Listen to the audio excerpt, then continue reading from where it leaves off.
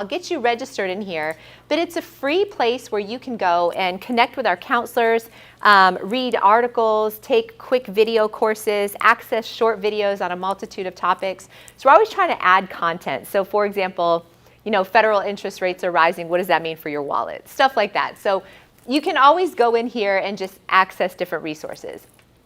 The other thing that we provide through this resource, though, not only to resources to our counselors and budgeting tools, but we partner with an organization called Spring 4, and they vet local resources where you are. So I think somebody was talking about credit changes and what that might mean, and and if there are resources, and the first thing that popped in my mind was medical debt. Yes. So I have another resource for you about that too. But so this organization, Spring 4, you can type in your zip code and what you're looking for assistance with, and it's going to return vetted resources where you live based on your assistance need. So it's really cool. So just wanted to share this with you, give you a visual, because it's a lot of good information. So let's get this up. Okay. So that's a little bit about who we are and what we do. The last thing I want to say, though, about our organization is if you have never, there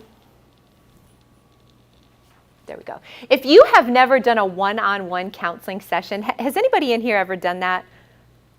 Oh, okay. All right. Those of you who have, do you want to share anything that you learned or what your experience was?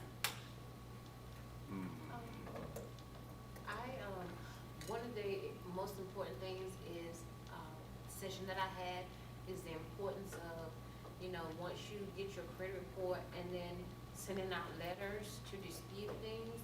I was able to get a lot of things dropped off my credit report because I did that. Okay. The agency that I worked with at the time, they had letters. The agency that I worked with at the time, they had pre-prepared letters, and all I had to do was fill in the information, and it was so rewarding to see once I mailed out those letters and got them rolling, how it was coming off my credit report. Yeah. And it was improving my credit score. And so I think that's it's important to stay on top of your credit report so you can catch those things. And then I learned too that the credit bureaus, because they have a certain amount of time to respond. If they don't, they got to take it off. Yes, ma'am. We'll talk about that. Good. Did you have a different experience or similar? Similar. Okay. All right. And real quick, what the website for what you showed? So we are at moneymanagement.org, and the website that I just showed was learn.mmiuniversity.org. And again, I'll send that to everybody registered and who signed in today. Okay. So our counseling sessions, our one-on-one initial counseling sessions are a little bit different than maybe sort of a credit counseling session initially, because what we'll do through those one-on-one counseling sessions is work with you to identify your goals, look at your current financial situation, build an actionable budget, and then move from there. So you'll walk away from this session that you can do over the phone or online, in person in some places. If you have a significant other, bring them, do it together. You'll go through your income, your expenses. They will work up a budget for you and then give it to you or send it to you, and all you have to do is put it into action. And then from there, if there's debt you're worried about, if it's credit, if it's buying a house, if it's whatever, they'll talk to you about other resources. Our counselors will. So if you have never done a session like this before, it is absolutely free, confidential, non-judgmental, no catch, cost, or obligation. It's cool. So I would say do it, because it will, if nothing else, a third party, just a set of eyes that's not connected to your situation, can make a big, big difference. A lot of times they'll catch things that you never even thought of. Okay, so here's what we're going to talk about today. There's a lot of really good stuff. Credit reports and how to get them. I think everybody in here is probably pretty savvy, because I saw almost every hand go up and say, I brought my credit report, or I'm looking it up right now. But we'll talk about that. Why credit is important, what that really means for our financial life, how to identify and address errors or erroneous information that might be on our credit report. And then we can't talk about that without talking a little bit about identity theft, because oh my gosh, right? So we'll touch on that briefly. Then we'll talk about what goes into a credit score, that really, really important number that determines a whole bunch of stuff about our life. and then things that we can do to make positive changes. So, questions, comments, any of that before we dive in? Okay. So the one thing I will say is this. These workshops are better the more participation we have. And so we're a small group in person, we're an engaged group online, and so I would say any questions, comments, whatever that you have, experiences, please feel free to share them. You know, particularly when we're talking about money and financial wellness, everybody's got a little bit of a different experience. And so that knowledge, when we start to share it, is really powerful because, you know, I did hear a guy one time say, there was 3 things we never used to talk about, and it was money, religion, and politics, right? And now we can't shut up about 2 of them. But the one we should be talking about, we don't talk about. So we're going to talk about it today. So feel free to share if you want to share. So I love this image because I think oftentimes when we think about credit reports, this is kind of like how we all are. Wait, I know I have credit. I don't know what it says about me. I'm not quite sure how to change it, right? So the first tool that I wanted to share with you today is a credit assessment calculator. This is cool. So if you have a phone, go ahead and take a screenshot or, you know, just take a picture of this QR code and go to this website. I will actually pull this website up too. But what this is going to do is this is going to take you to a credit assessment calculator. And I just think this is a cool thing to do before we even jump in and get started because it's going to put you in the right frame of mind, right? So this comes through a website that the, I think it's the American CPA Society puts out. Does everybody get it? Yep. Okay. So let me pull up this site for you. Okay, so when you go there, it's the American Institute of CPAs. And so you're going to see a whole bunch of different calculators. But this current credit assessment tool is really cool. So all it's asking you guys to do, 3 questions.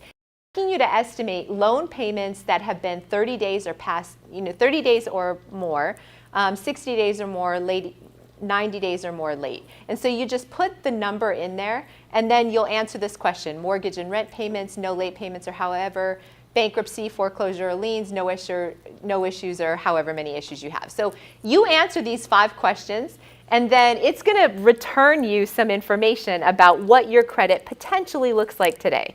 So let's just say that I had, one 30-day payment, no 60/90. Maybe I missed 1 mortgage payment. I was 30-day late one time, and no bankruptcy issues, no liens, no public records. And so it's telling me right away my credit is likely fair, right? So this is a good tool to get you thinking, where am I today potentially without even looking at my credit report? And this is really interesting because you'll see that when I did this simulator, I just said I missed 1 payment 30 days. So maybe, I got sick and I just had 1 month where I was unable to do whatever I needed to do. So I missed 1 credit card payment and 1 mortgage payment. And that is going to bring my credit to fair. Not good, not great, fair. Wow, those things can change fast, right? So we're going to talk about that. And if anybody has ever been in a situation where their credit is not where they want it to be, the one thing that I want to say to you is don't get upset about that. And don't think that that's something that you can't change. But the one thing that I will say is it takes time. Yeah? Oh, I didn't know if they want the mic, but I was playing with it because I thought this was true. I used to work in the mortgage industry. I put 0 loan payments and just 1 mortgage payment. Yes. 30, and it took me down to fair. Yes. So that's a great point. So all things in credit are not created equal. So a missed credit card payment is not the same impact as a missed mortgage payment. 2 missed credit card payments is not the same impact as 6 or 1, right? So it's very interesting. Okay, so let's take a closer look. Why is credit important? So, we know all these different things, but forget about this for a second. Beyond loans and how much you're going to pay for those loans, somebody tell me why credit is important. What do people look at it for? Low interest rates. Low interest rates. Amen. What else? I'm working in HR, and some employers are now looking at credit. Many employers are looking at credit. Yes, which is crazy. Yep. What else? What else? Anybody have a cell phone? Anybody have utilities? Right?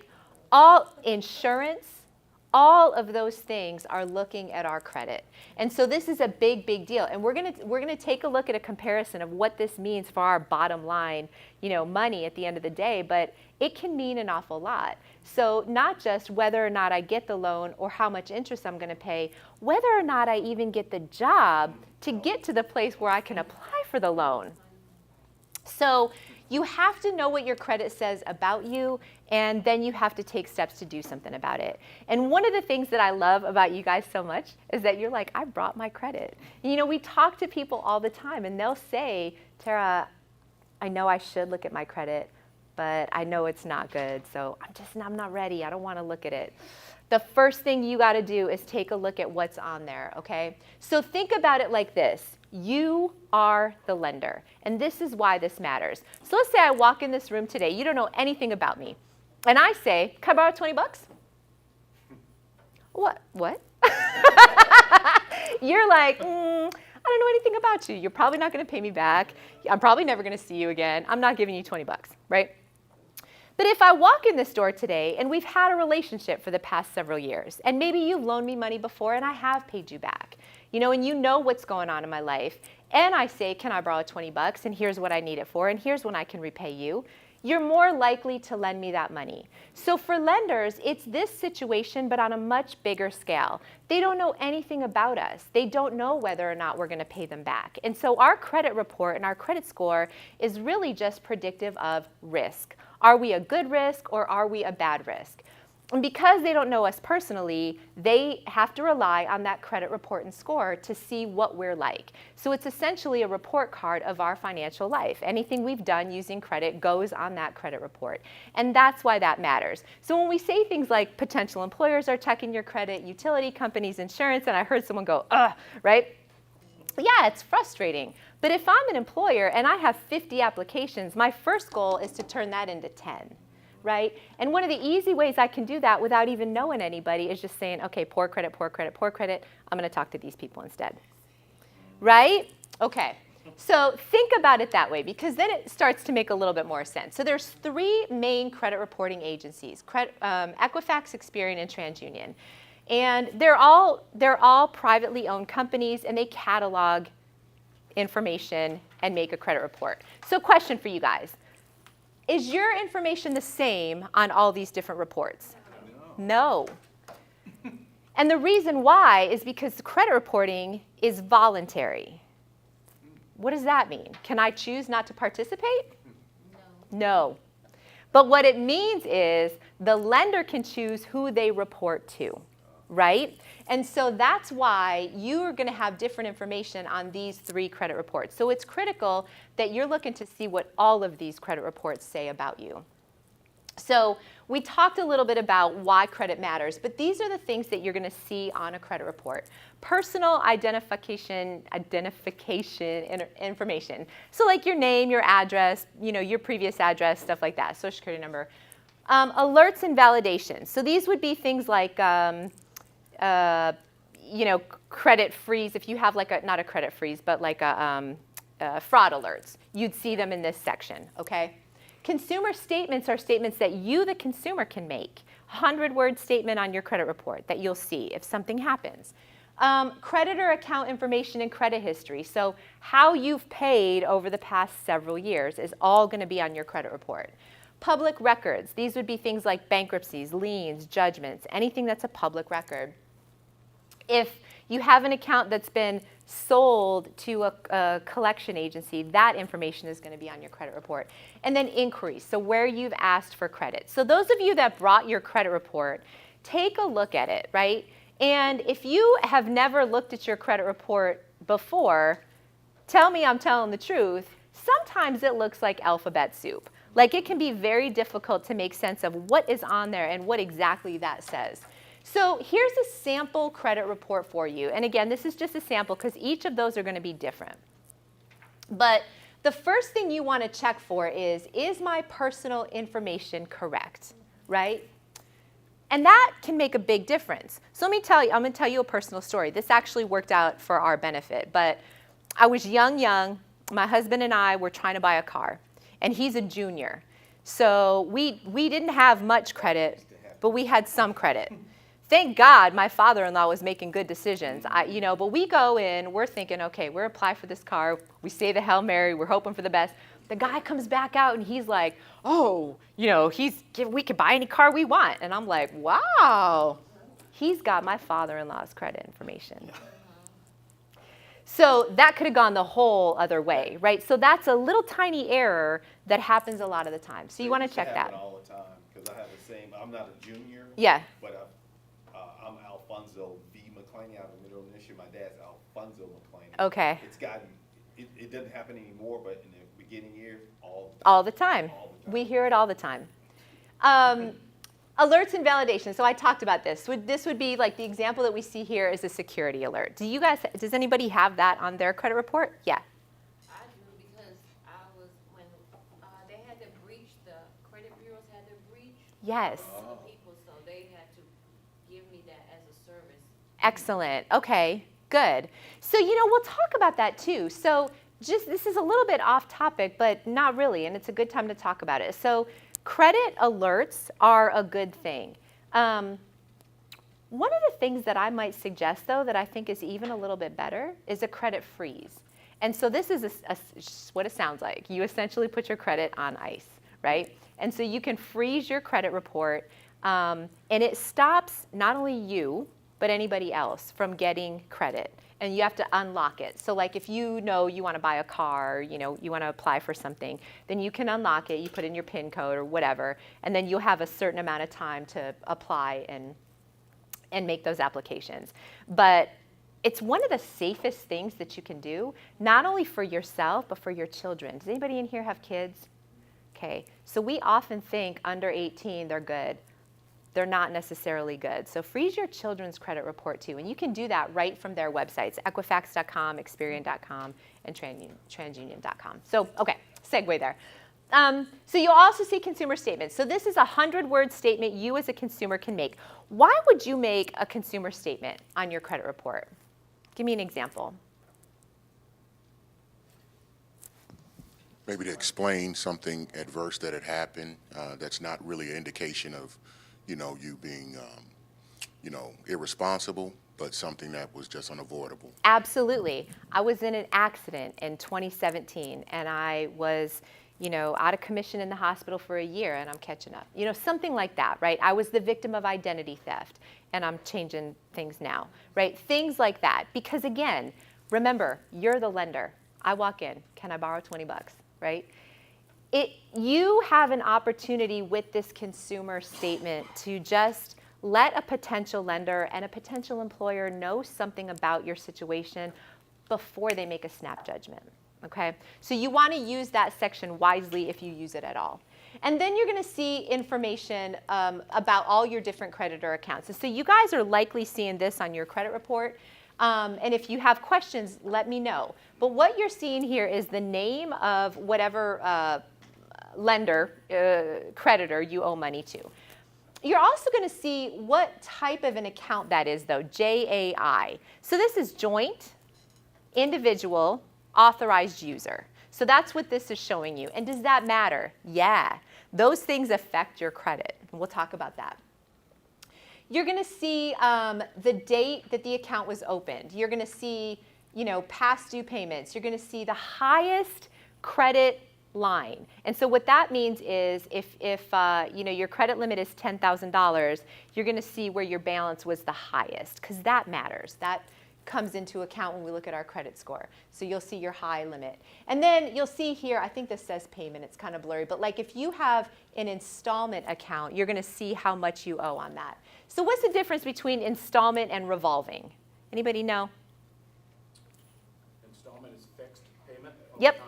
Yep. Revolving does exactly that, just revolves over time. Yeah, revolving is a credit card. You can use it and pay it off and use it again. Installment is your car. You use it, you pay it, pay it, right? So that's the difference. So you'll see what that payment is. And then you're going to see late payment history on there. Then the next section that you're going to see is public record information. So you'll see, liens filed, bankruptcies, bankruptcy released, all those things that are public information are going to be on your credit report for potential lenders to look at. Collection account information. So, once an account is sold officially to a collection agency, that original lender no longer has it. So if you're calling the original lender saying, hey, I know I'm like 6 or 7 months past due, but I'm ready now, it's a very good chance they're not going to be able to work with you. And it's not because they're not trying to be nice. They no longer have your account. So that if it's sold to another agency, you're going to see that on here. And then inquiries are any time that you ask for credit, right? So again, all predictive of risk. How do you get your credit report? Yes? Sometimes you're not asking for credit, but I still get inquiries, right? Yeah, From I've got- creditors that I already have a credit card with, for example. They'll pull your credit ever so often To try to increase that credit limit. or decrease it. Yep.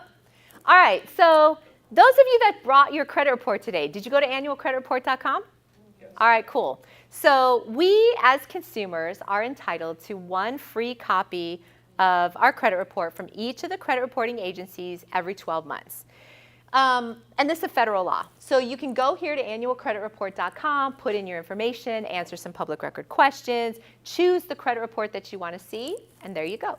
I would say maybe like I would get my Equifax, and then maybe in 3 months I go get my Experian, maybe in 3 months I go get my TransUnion. I'd kind of do it like that so that I'm looking at it throughout the year, all of them, okay? Some states, and I think Texas is one, but some states actually they say that consumers are entitled to more than one. So is Texas one? I think you can. I think it's interesting when you go on the website now during COVID, and even now they say because of the economic situation, you can now request a report every week. Have you noticed that?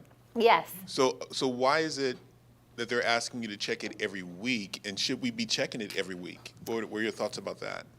I think it's a personal choice. We say minimum once a year, but you could check it every week because it changes, and it changes fast. It changes fast. And so I think it's just like anything else. If you're looking at it and you get yourself to a point where you know exactly what you're looking for and you see something that's wrong, you've identified that immediately, and the quicker you identify it, the quicker you can handle it. So sure. Yes? Okay, you said that you would. Okay, you said that you would order one credit report from, say, Equifax, and then you say wait 3 months and then order one from Experian instead of ordering all at one time. Why would you do three? So sometimes on annualcreditreport.com, it's going to ask you, like it's going to give you the option just for one, and then you may have to wait a little while anyway. So you can't order all of them at the same time from all Not three? typically on that site. Okay. Yeah, and you don't have to wait 3 months, but I usually do, so I'm looking at my credit report throughout the year. Okay. Yeah. And then Jose has a question. Would it be easier to use services kind of like the one that Experience provides and that Credit Karma, I think? 'Cause Yeah. I think they're constantly updating your That's credit. a good question. So there are a bunch of different services like that out there. You want to be careful. Some of them do charge money. Don't ever pay for that, right? Places like Credit Karma are pretty cool because they're actually sponsored by the 2 credit reports that you see on there. I think it's Experian and TransUnion. And so it's not your official score, but it's pretty close. And you can look at that for free. The one thing you have to be careful with about Credit Karma, though, is that it's going to tell you your approval odds for this are pretty good. So you have to know yourself, and you have to be able to say, I'm not going to apply for that, even though my approval odds are pretty good. That's the only danger with Credit Karma. But you know what? I look at Credit Karma probably every other day. Like it's just kind of like a habit. Like I go on, I look, I see what my bank statement says, make sure everything's cool. I mosey on over to Credit Karma. I'm like, okay. All right, no identity theft today. I can go about my day, right? But yeah, I mean, I would say check it as much as you're comfortable with, but at minimum once a year. So this is officially how you can get your free credit report. Related to that, my bank, Wells Fargo, USAA, and Bank of America have score services. I don't know how close Yes. those are. So, 2008, President Obama actually enacted this CARD Act, right? So this CARD Act did a lot of different things. That was one of them. It was designed to make credit a little bit less mind-blowing for consumers. Another thing that it did was, anybody in here have the experience of going to school and walking on a college campus like back in the day? Uh-huh. You get a T-shirt. A T-shirt and pizza and cookies and whatever, because they could be right there on a college campus and you would just sign right up, right? Can't do that anymore. So the CARD Act did a lot of different things, and that was one of them. So now you'll see when you get almost any statement, you're going to have your credit score on there. And that's cool, because if you want your official score, you got to pay for it at MyFICO. Yeah. I know we kind of already passed this subject about credit locking and unlocking, but there's a lot of things on social media that talk about going to the lesser credit known bureaus and actually locking those to boost your score. How much of that's actually true? How much of that's actually a scam? How much of it is just, smoke? So there is one thing that is true that I like. So every so often we get education from a gentleman named John Alzheimer, and he's an amazing credit guru. And he talked about this Experian Boost. And I did it, and I love it. So basically what it does is it pulls your information from lesser known reporting organizations, utilities and things like that that don't report to the big credit bureaus, and it will boost your score. I did it. I put my information in there. I mean, my score went up, I don't know, 3-5 points, something like that. Experian Boost. It's called Experian Boost. So you just go right to their website, Experian, and then you look for like Boost, and it's pretty easy to find. Okay, so we talked about all the different reasons a credit report is important. Let's talk a little bit about errors. So let me ask you this question. Those of you who have looked at your credit report in the last 12 months, those of you who have it now, anything on there in the last 12 months that's not yours or not accurate? Nobody? Well, I mean, the phone numbers, but that's my fault. I know it got some old phone numbers on. Okay. Yeah. So let me tell you something. Did you have a question? No, I was going to say, non-updated information. Probably. Okay. Yeah. 'Cause Okay. I haven't updated it. So I want to fast forward to this for a minute, because this is sort of a personal experiment that I've been doing. So I've been in financial services for well over 20 years, right? And long time ago, when I was first learning about credit, somebody asked the question, who has looked at their credit report in the last 12 months? Anything on there that was not right? You guys, in the last 20 plus years, every single time I asked that question, every time, I have never had a situation where at least not one person says, there's stuff on there that's not right, or there's stuff on there that's old. Absolutely. So this tells me, yes, that I know the statistics, and I'm going to show you the statistics, but this happens a lot more than we think it does. And there is one person that can identify information that's not right and fix it, and who is it? You. So you gotta look. So check it out. Before we go back, here's some identity theft statistics, not to freak you out, but I'm going to freak you out a little bit. Recently, 1 in 5 people have experienced identity fraud. 1 in 5. That means one of us in this room, at least. I've had it. Just last year we got it. Okay. They got us. $488 million is reported lost in imposter scams. I'm not you, but I say I'm you. 24% of identity theft is to open new credit card accounts. What else are identity thieves using our information for? Buying cars, buying homes, medical, right? The average reported fraud loss is $375 for an individual. And those of you who have had a situation of identity theft or fraud, you know what a pain in the butt this is. This is terrible, right? just a little bit of information in addition to making sure you look at your credit report. You do all these things, right? Don't share your information. Don't, do all that kind of stuff. If you are the victim, make sure you're reporting that and following it up in writing. Anything you do should be in writing.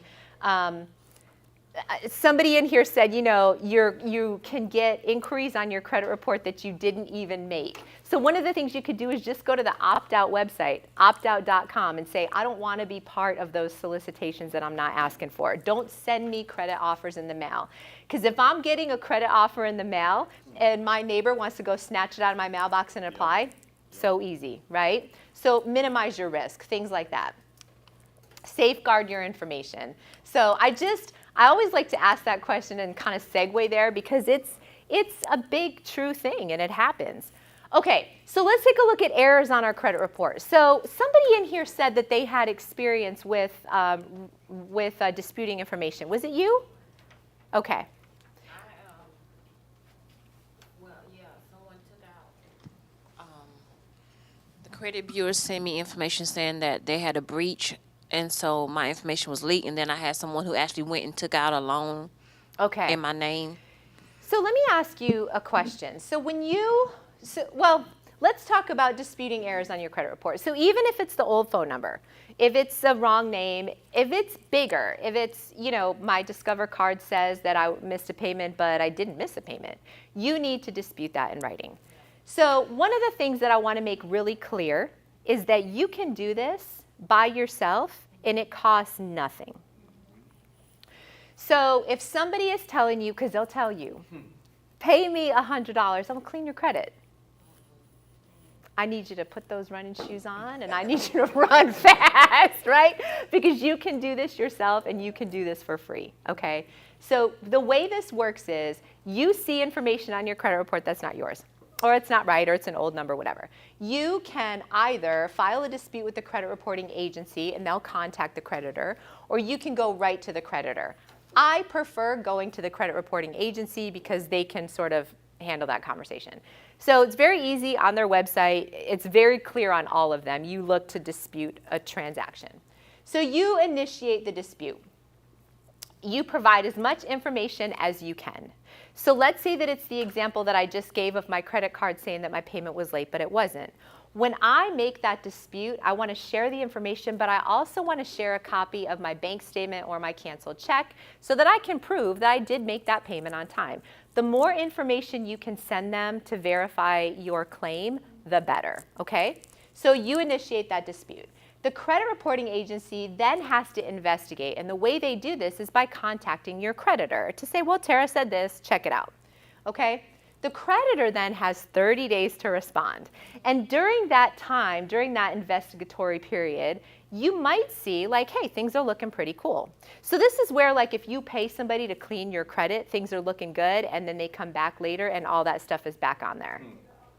Okay, so at the end of the 30 days, that creditor is going to either come back and say, yeah, that was an error. We'll go ahead and fix it on your credit report. Or they're going to say, we might need a little bit more information, or, this stands as it is. It doesn't hurt you in any way. Or they do not respond within 30 days, and that item comes off your credit report. So typically, when you're paying somebody to clean your credit, they are inundating these creditors with letters, letter over letter over letter over letter. It's an unscrupulous practice. It's not cool. And they're just hoping for the best, all right? And they're charging you to do it. So dispute things that are wrong. Well, I had a question on those disputes. So if it's something that's very old that's on there, now does that start the clock over if you do engage in disputing? Will that have an impact on the timeline? Yeah, that's a good question. So negative information, 7 to 10 years from the date of last activity. And a lot of things can start that clock over. So I tell people, if you have something on there that is legitimate and it's not right, or it needs to be paid, or it's not good, handle it. Because the thought that 7 years is going to go away, a lot of things can restart that clock, and that could stay with you. And, I heard several people say that they were in the financial services industry in this room. So if you have experience, please feel free to share. But they don't always, credit card companies don't always, but they can garnish your wages for unpaid credit card bills, you know. And at minimum, they can really, really, really affect your credit. And it's a big deal because it really greatly impacts your financial life. We'll look at an example of that. So you got to be careful with that 7 years kind of stuff because yes, it restarts. Thank you for that. Just to clarify, that action would consider a restart to It the can. clock. Okay, thank Yep. you. Collections to anything like that. Yes. I wanted to ask the question also, when they transfer, you gave the example of them transferring the credit to another company or a collection agency. Does that restart the clock? It can. Okay. Yes, it can. And you wanna, so, you know, same though with a collection agency. Don't ignore those calls. You know what I mean? You know, I should have said this at the top of the workshop, but probably the first step really in making sure that your credit is right, and this seems crazy, but it's not. The first step is making sure you have a tight budget, a solid budget. Because if you've ever been in a situation where you owe, you know, you're having a hard time or something happens, a life event, you know that the first question they're going to ask you is, you can't pay? When can you pay? How much can you pay? When can you resume regular payments, right? And if you don't know the answer to that question, you're not in a position to negotiate. And you're in a position to promise more than you can deliver and get yourself into bigger trouble. You know, so start there, knowing exactly what it is, and then talk to, you know, collection agencies are not all bad. Talk to them. What are my options? But like I said earlier, get everything in writing. How is this going to affect my credit long term? What does this mean for the written off amount? You know, if I have a settlement and they write off over $600, I got to pay taxes on that. Right? So you want to ask all of those questions and get that in writing so that if that settled amount doesn't come off your credit report, you dispute, you send the letter, everything is right there. It's very easy for them to remove it. So it's understanding all those different things. But yeah, that's a good question. And make sure you're talking to them. Okay, so again, if the creditor can't verify or fails to respond within 30 days, the information must be removed, but in a little paragraph here, can be re-added later if it proves to be a valid debt, which is why sometimes you'll see all these things look great, they got your $100, you're unlacing your running shoes, and then bam, right? Okay. So you can also, sort of a similar process, you can file a dispute with the creditor directly as well. But it's critical. And disputing items does not hurt you. So even if you think it's erroneous, please dispute it, okay? Yeah. How does this, I don't know if you're going to get to this soon, but can you cover or talk about medical bills and how it affects your credit? Like, Yeah, I can. So it's a big deal. Medical debt is a big deal, and it seems to be a rising big deal. We talk about credit scores, and you know there are a variety of different credit scoring models and different versions of that credit scoring model. And I think one of them is aiming to not consider medical debt because of that. But because our credit system is voluntary, lenders can choose whether they're using that model or not. So medical debt, like anything else, I would say contact the provider, see if you can work out a payment plan. The good thing about medical debt is that you know you can negotiate that. People don't often realize that you can do that, but you can. You can negotiate to pay up front for an extremely lower cost. You can negotiate on the back end to see if they might knock some of that off, or you could make payments. Oftentimes they'll let you make payments at no interest. There's an organization, it's called $4. And let me see if I can pull up this website.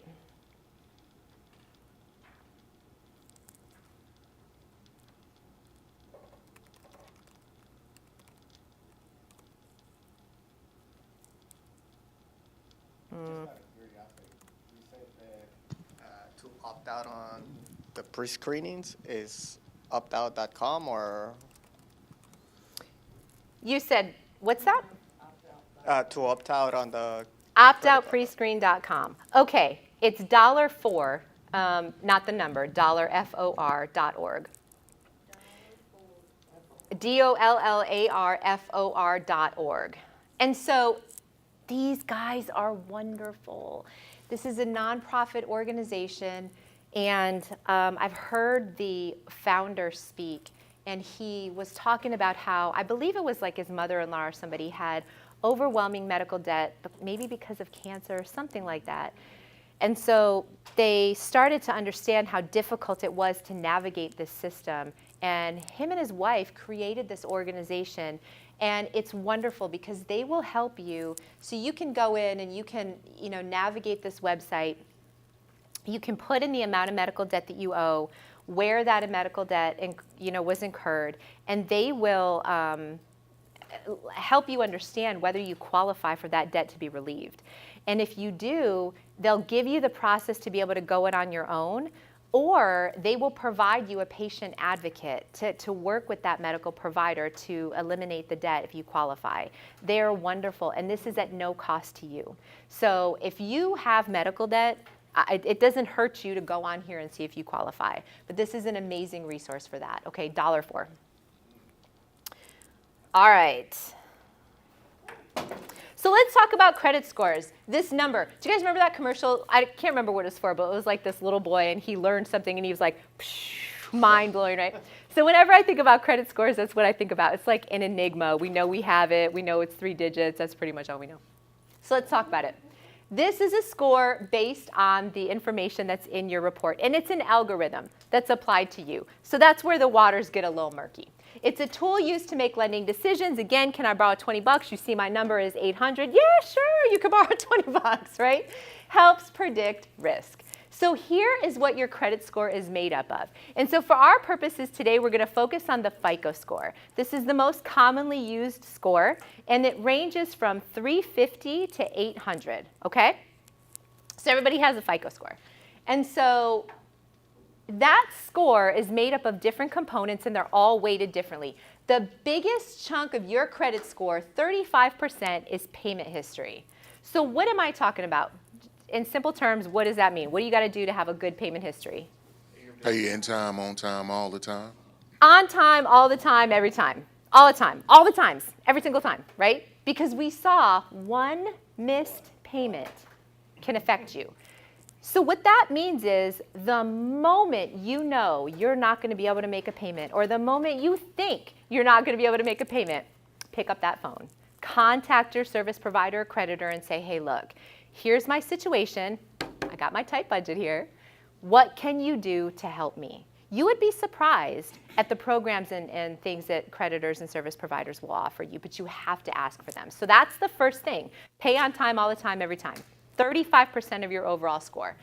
30% is the amount that you owe to all creditors. This is also referred to as utilization. Does anybody want to give me a real-world example of this?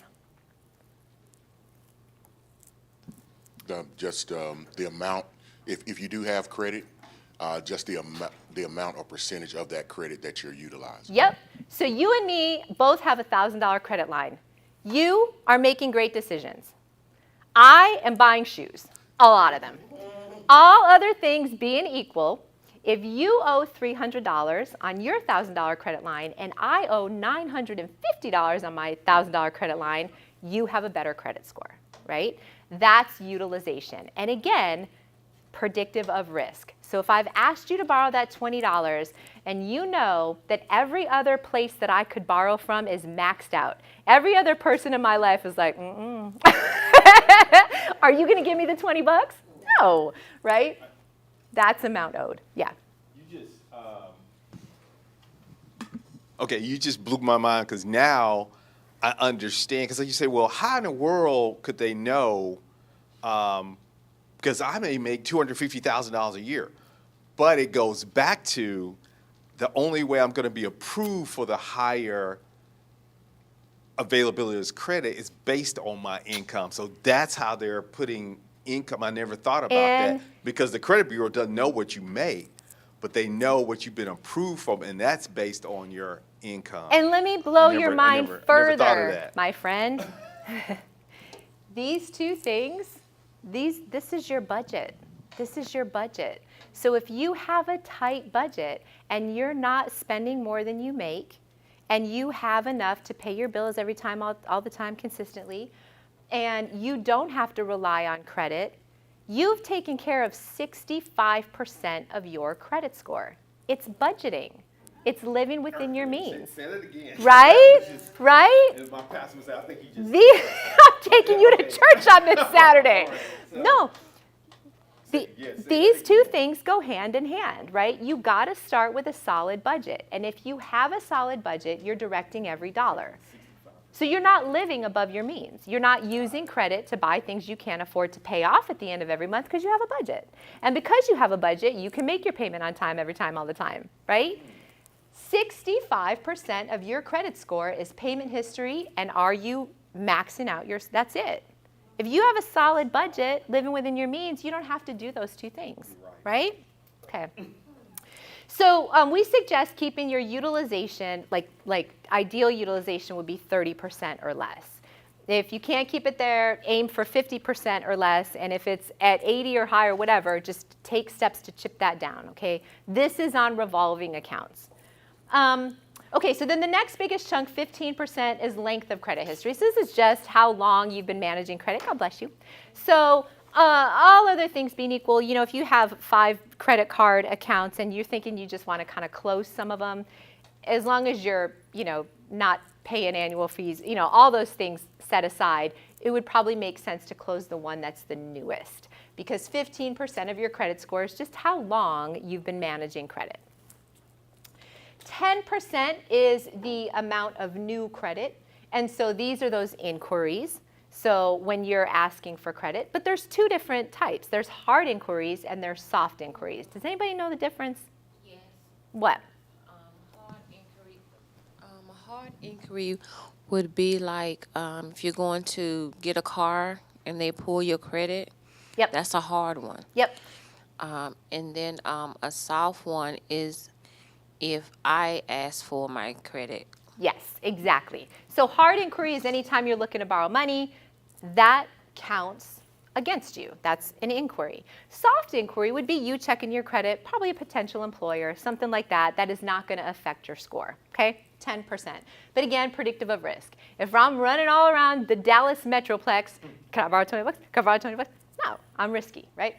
And then 10% is types of credit in use. So this just means, again, all other things being equal, if I'm juggling, you know, mortgage, car, credit card, and I'm doing that successfully versus somebody who just has a credit card, I'm going to have a better credit score because I've shown that I can juggle more successfully. Yeah. In regards to the comments on the credit utilization percentage, you said, you know, keep it 30% and below. Is there any such thing of not keeping it too low? What if you just have credit cards and you don't use them? Does that negatively or positively impact So that's your a really good question. That's a very good question, because a lot of times we'll hear people say, well, I'm just not going to deal with credit then. But that's not the answer, because the best case scenario, I mean, the best case scenario is that you are using this system to your benefit, right? So like maybe you have a rewards card and, you know, you're charging things that you need to charge anyway, gas, groceries, whatever, paying in full at the end of each month. So you're not paying any interest, you're gaining those rewards, and you are showing positive payment history over time. That is better than no credit at all. Absolutely. So yes, to your question, it's better to use it and pay it off. Yeah. Tara, okay, here's my question. Based on the fact we're talking about COVID, when COVID hit 2020, and even these last couple, because there are people who are still recovering from that. Mm-hmm. Myself included, before COVID, I had like a 780. I was laid off with COVID, and it affected my credit, so I'm having to rebuild. And you mentioned employers look at stuff like that, but are they taking into consideration that, you know, a lot of people were affected by COVID and they're having to rebuild and get back on their feet with this?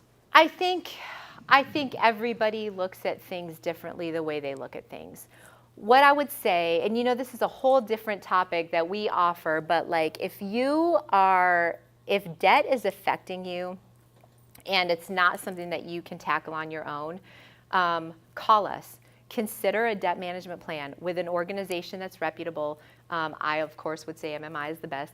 But as long as it's a nonprofit NFCC, which is National Foundation for Credit Counseling certified organization, they can actually work with your creditors.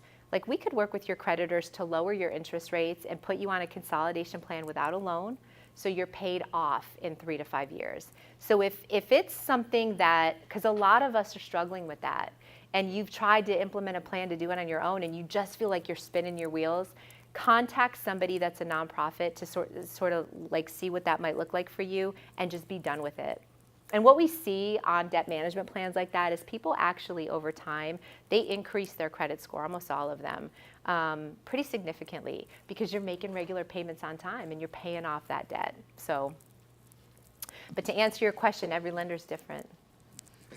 And I just wanted to kind of make an insight, make sure that some of the listeners, because the question was kind of around employers looking at credit and making decisions. I'm in talent acquisition and been doing that for 17 years. Really that pointed on specific positions you can kind of identify which positions are going to really require that, hey, we need to look at your credit. So if you're going to be handling money, dealing with certain finances, and you can do that, then that would be inclined that they're going to look at. Not so much, because I promise the credit, there are CEOs that credit that's not good. Right. That's why this type of event, this type of information is so important. Yeah. Because there's going to be people that you think have it together, they don't have it together. So I don't want individuals to get too bogged down thinking that, man, don't not apply to a position because of your credit. Oh, no. So don't let that deter you, or you feel like that's not possible. Right. There is a very small niche area Yes. that really requires that. So I just wanted to make that Yes, statement. yes. Hi. I wanted to ask, when you said to use a debt management company to assist you, nonprofit, does that affect your credit? So it's interesting. So what we see is initially we'll see sometimes a drop in credit score. And the reason for that is the accounts are closed. So one of the conditions of a debt management plan is that we'll say, like, you cannot use these accounts. So we're going to close these accounts.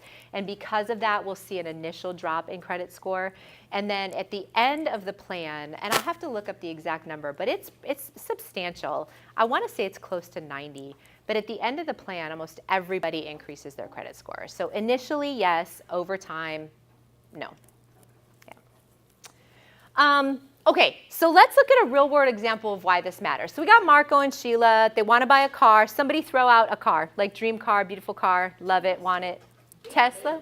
Bentley? Tesla? I prefer a Chevy Malibu. Okay, I'm just kidding. But I do. So Marco and Sheila want to buy a Tesla. Marco has a 590 credit score. It's considered poor. Sheila has a 760 credit score. It's considered good. Who gets the loan? So let's take a look at this. Based on your credit score, it's going to show you the average new car APR, and this is probably a little bit higher now, and then the average used car APR. So check this out. Between 300 and 500, you might be paying almost 20% on a used Tesla. And if you have the highest possible credit score, you might be paying just under 4% on a used Tesla. New is even lower, and sometimes you can get 0% interest financing. You hear that? It's true, but you got to have excellent credit to do it, right? So they found this Tesla for $42,000. Woo woo, first hurdle crossed, right? My guy Marco, though, has a lower credit score. So even though both of them have a 72-month term, the purchase price is the same for each of them, $42,000. He's got an interest rate of 11.11%. Sheila has an interest rate of about 4%, okay? So his monthly payment is about $802 because he's got to pay that interest, while Sheila's is about $656. Remember when I said credit affects all these different things?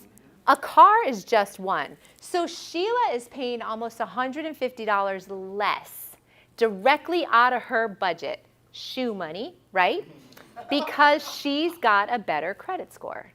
That's one purchase. So when you apply that to all the things we said we use credit for, this is making a big impact on how much money you have, right?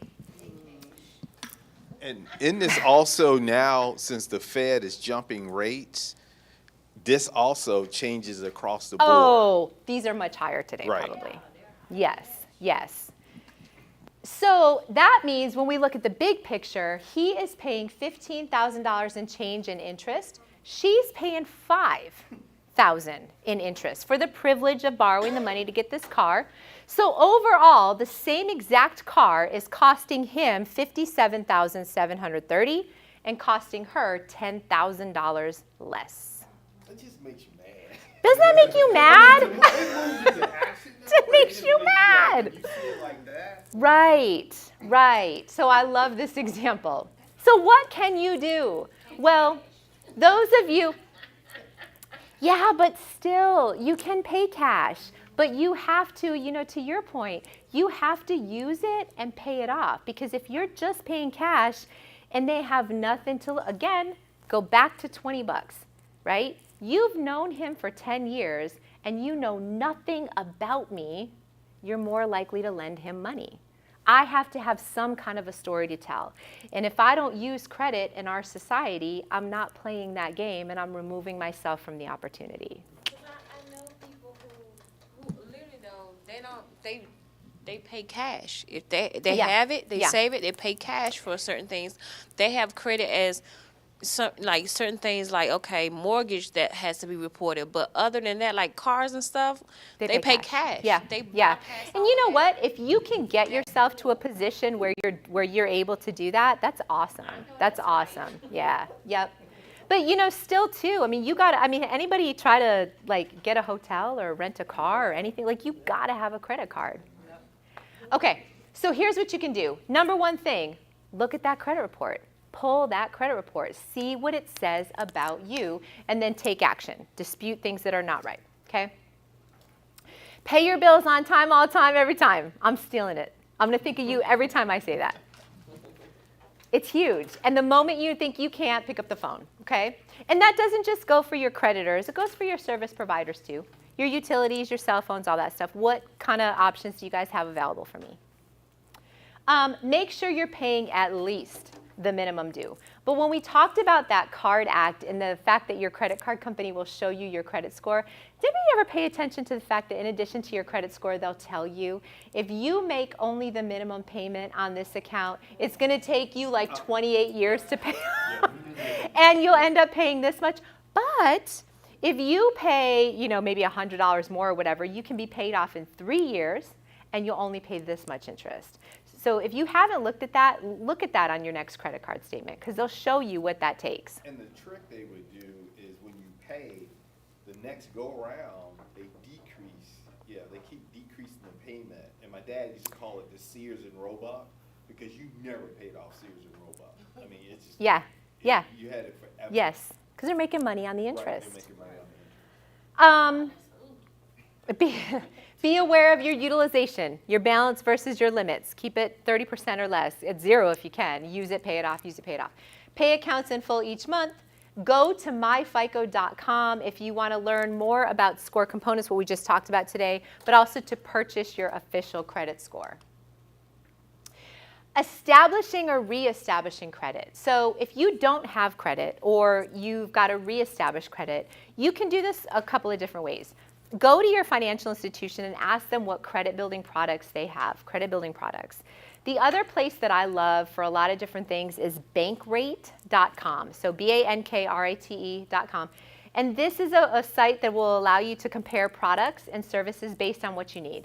I need to establish credit, I need to have a business card, I need to have a savings, whatever it is, you can compare products and terms and choose the best one for you. So they also, on that site, will talk to you about secured cards and things like that that can help you build credit. This is basically where you make a deposit, like it's your own money, you put $500 down, but then you use that $500 and repay it like you would a credit card, and it builds that credit for you, okay? Repay old debts, like we talked about earlier, 7 to 10 years from the date of last activity. So if you have something on there that's yours, it's just not good, make a plan to try to pay that off. Reestablish consistent payment history once you do that. Have a down payment for stuff if you're trying to establish or reestablish credit. Consider secured card. Sometimes gas and retail cards are easier to obtain. They have higher interest on them, but they're easier to get. So if you're trying to establish credit, maybe get a gas card and pay it in full every single month. Get a small loan from a bank or a credit union. Consider that utility or rent reporting service, things like Experian Boost, check it out. Become an authorized user. Let's talk about that for 4 seconds. What do you guys think about becoming an authorized user, or even scarier, a cosigner? No. Okay. So proceed with caution, okay? Proceed with caution. An authorized user can be a good way, like I remember when I was younger, my dad put me as an authorized user on his credit card. God bless him, and he trusted me, and I did okay. But like I could use it for gas, and then I'd pay him. But it was helping me, because my name was on their positive credit history, to start to establish. As an authorized user, though, if my dad did not pay that bill, was I responsible? Yes. No. No. No. As a co-signer, you are. So if you co-sign for somebody, please understand that you are equally liable for that debt, okay? Just proceed with caution. All right, let's do a summary and take the quiz. Do we have time? Are you guys cool? All right, cool. So we learned a lot. Throw your answers at me. Give them to me. Paying my collection debts will clear my report of negative information. I pay it, it's gone. No, 7 to 10 years. Canceling unused credit cards helps my credit score. Got to be careful, right? Not necessarily. It depends. You guys are on the right. Because people will say, open credit cards, and then just don't use them, because your utility stuff.